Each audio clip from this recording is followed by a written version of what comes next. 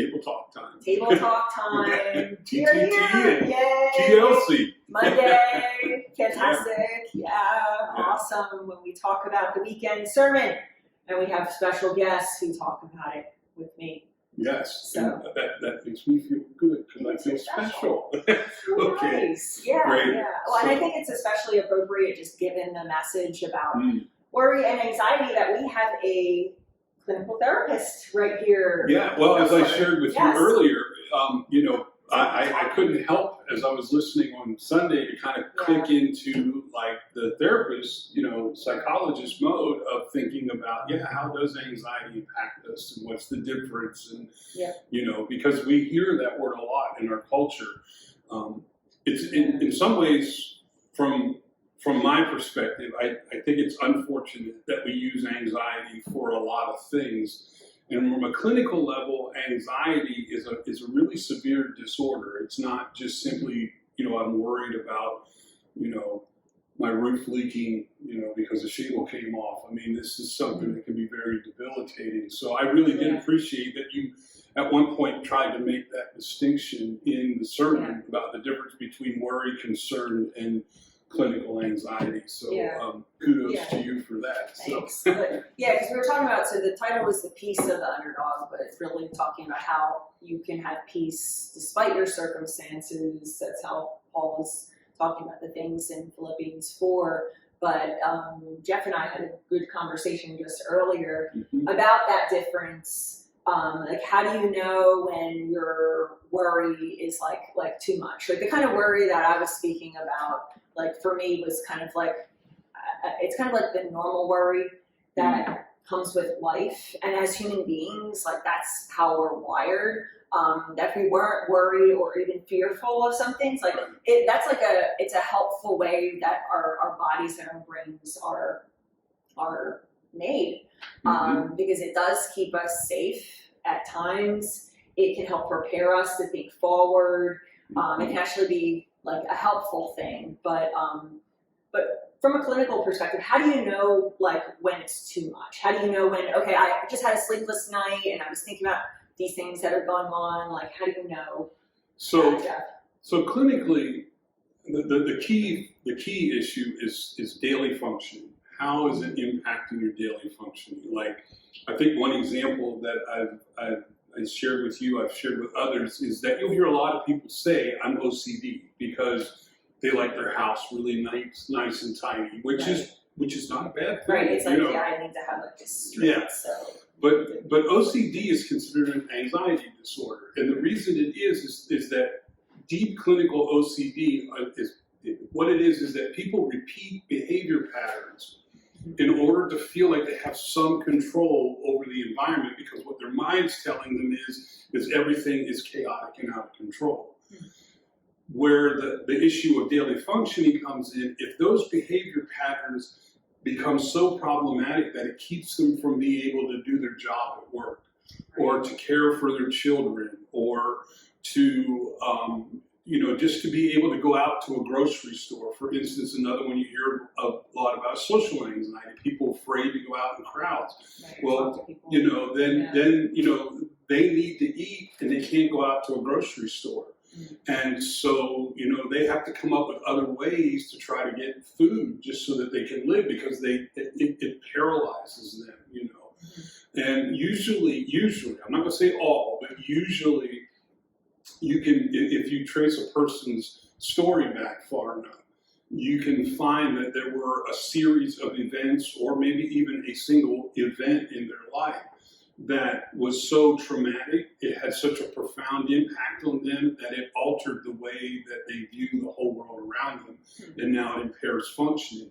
The difference would be is that, you might have a sleepless night because you're worrying about something, you have a lot of thoughts, but the truth might be to that is it's not really impacting your daily functioning other than you're tired, But that process of thinking through all those details is really important, because you're like that's part of organizing and saying, what do I need? How do I need to reprioritize? I mean, that's the word. People with clinical anxiety, can't reprioritize because it's paralyzing. And I mean, I could go on for a long time about like how it's affecting the brain and the chemical imbalances and stuff. But in our short time here, that's probably the best brief way I can explain the difference. So. Yeah, no, that's good. That's good, and I think it's good to just differentiate those things because they are different, and I know that there's people that are watching that kind of have been paralyzed and debilitated, and maybe are going to therapy or seeing a psychiatrist or psychologist, or maybe need to, but then there's that kind of other side of things that you look around at the world and it's like, oh my gosh, like what do I do? Like, okay, today, for instance, was like first day of school here.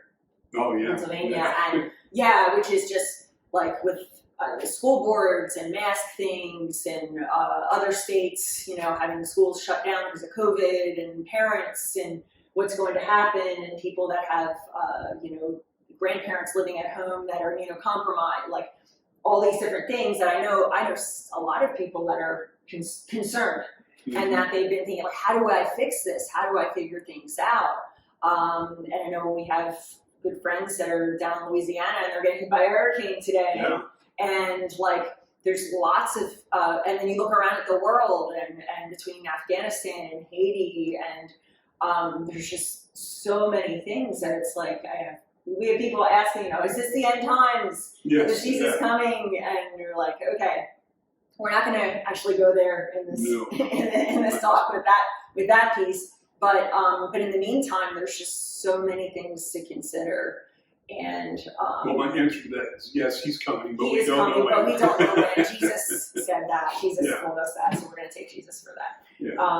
But I like how in Paul's letter to the Philippian church, especially in chapter 4 that we talked about, he talks about those kind of practices. Yes, and that was something I really liked about the message, was that you tried to be very practical, like Paul was. I mean, that's that part of the letter, the practical exhortations. It's one of my favorite chapters. Yeah, and I kind of keyed in. You mentioned something, but I forget which verse now it was, where Paul says to think on whatever's good, whatever's worthy, and all this stuff. Right, and, so that hacked computer, that's your brain, that sometimes goes haywire. Yeah, and even with some of my clients who have anxiety, one of the things, my mind, like I said, I was therapist's mind when you were preaching, and one of the things that I offer people to do is that if they're having a hard time, like say they get up in the morning and they're like, I gotta get up, gotta go to work today. Before they ever put their slippers on to go get coffee, they've already got the mindset that this day is a disaster. So what I'll have them do with me is sit down, we'll take 3x5 cards, and they'll make a list of everything that they're grateful for that's good in their life. And then I jokingly tell them, I'm like, okay, so you probably put your cell phone on your nightstand, and they say yes. And I say, well, move it over to the left and put your 3x5 cards there. So that the first thing you pick up is that list, and before you think about anything, do anything, read the list. And I've had several clients tell me that when they do that over the course of a couple weeks, they find themselves, it's not that they don't know, like, oh, we got this meeting at work today and it's not going to be fun. It doesn't take away the realization of, some things in the day aren't fun, but it's not a disaster of a day because there are good things going on in my life, and so I love that verse. I like how you mentioned that. It's something that practically, it has a practical application, is be grateful for what you have and realize it's a balance, It is, right. And I even think, like you mentioned that situation, say you have something that's upcoming that it's kind of foreboding and you're not sure how it's going to go, or it's most likely going to go bad. Say it's a parent-teacher conference, or maybe you're having a meeting with your ex. There's lots of possible, or at work. Just going into that with a perspective to say, the worst thing that could happen here is not the worst thing. Right. Like to take that perspective that I have lots of things to be grateful for. God has blessed me even with many of these small things. that even if the worst thing happens, it's not the worst, and that's where that kind of playing of the movie comes in. It's for instance, this is kind of funny. So I was driving home last night from a mentor of mine. He just had his pastoral installation service out in Lancaster. So it was about an hour drive, and I'm on a fantasy football thing with a bunch of people from the church here, and we had like our draft, and fortunately scheduled it for me. Thank you. So I could get home in time, and the service went like a little bit long, and there's some like talking to people afterwards, and they had like cake, and I like look at my watch, and so I like hit the road, and I'm thinking like, oh my gosh, I'm not gonna be home in time. I'm gonna like lose my first picks, and they're gonna be mad because they like scheduled this around me, and then it's just like as I'm driving, I just paused and said like, in the big scheme of things, does this really matter? You know. Because often the fantasy picks anyway, sometimes the people that like have random choices, they wind up winning anyway. Right. But really in the big scheme of things, like I'm worried about this, and the worst case scenario is really not the worst thing that could happen. But yet in that moment, it's like, oh my gosh, they're gonna be disappointed, and I need to be there, and I need to have this done, and well, just get there. What you just said is a really good example of where anxiety is often rooted. It's in our own, I don't remember the exact phrase you used, but you talked about how we kind of create our own movies in our mind. And it's not that the fantasy football piece for you was actually that important. It really isn't. But what it is that part of the movie is this playing in your mind is I can't let these people down. Yeah. And that's what the base of the anxiety is. And so, it's being able to take those moments and say, it's not about fantasy football. It's about the relationships I have. Yeah. And then they schedule this around me. Right. And so then it becomes an issue. What do I need to do to maintain the relationship? Because now you're getting the root cause. And so, you're driving back. You can call one of those people and say, I'm on my way. I haven't forgot. I got tied up. I will be there soon. And more than likely, since I know some of these people are going to say, it's okay. We just got here a few minutes ago. We won't put. And everybody gets like 2 minutes in the draft thing, and I wasn't even first, so it didn't even matter. Right. That's true. And they gave me good picks anyway. Like I think I got priority because I was new to the league. Oh. Okay. I don't know how it works. Ben Hodge is in charge. Yeah. That's fantastic. But that's a really good point, though. Is it's just thinking about those things, like what is it in this that like I'm really concerned about, that really matters. That really causes the worry. Yeah. So that's a good piece. So just final thoughts, Jeff. I just want to know. So besides, I think that was a really good practice that you just said about writing down a gratitude list, having that. Would you suggest, or are there any other suggestions on from a kind of clinical standpoint, or even tips for someone that's just encountering some worry and concerns? Honestly, and I think one of the important things, kind of referencing what you've been doing in the text, is that Paul is speaking to a community, not to just a single person. Yes. And you mentioned about prayer. And I've found that prayer can also be a communal thing. And like you were talking about, like you have this meeting coming up with maybe somebody that creates a lot of worry for you. I've seen it in our recovery group where people will come in and one of the things they'll share is, this week I have a court hearing with somebody, and I'm wondering how that's going to happen.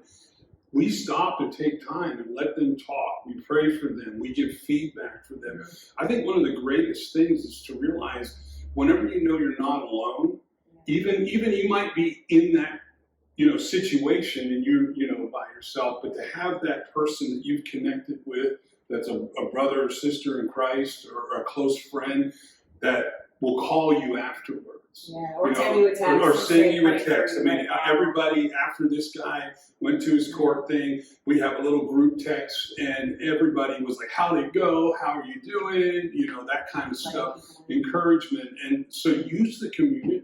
That's why, to me, I see it so much with many of my clients. The ones that don't connect with a community that's supportive, obviously I'm an advocate for church, but there are other supportive communities as well. But to be engaged in a community that can be supportive, and then use that community, I think that to me, most people with success have a support community somewhere. Yeah. And I like the idea of letting people in, letting people in on your worry, your concerns, your anxiety, because even just that very piece of knowing somebody else is praying for you, that often just lifts Absolutely. that burden that you've been carrying, even if it doesn't necessarily resolve the situation or fix things. And I think that's a really powerful thing that is often underutilized. Yes, very much. True. Very much. True. So Yeah. I think it's something we learned in COVID is that we were Yes. disconnected and we need to be connected. And things like anxiety issues have been on the rise. I'm getting referrals regularly anymore.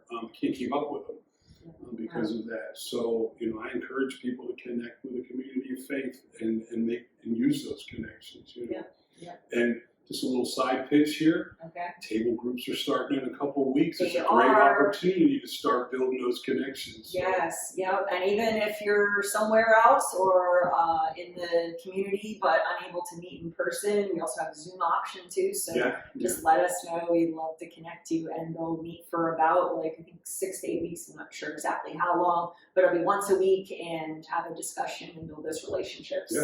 So so you all are in on that. So awesome, great. So thank you guys. Thanks Jeff. everyone. Thank you. I appreciate And it. always enjoy this. So Great. everybody have a great week and don't worry about it. It'll be okay. Don't worry, be happy. That's right. No, we're not singing the song. We're not. Okay. No. Okay. We'll see Okay. you guys. Bye-bye.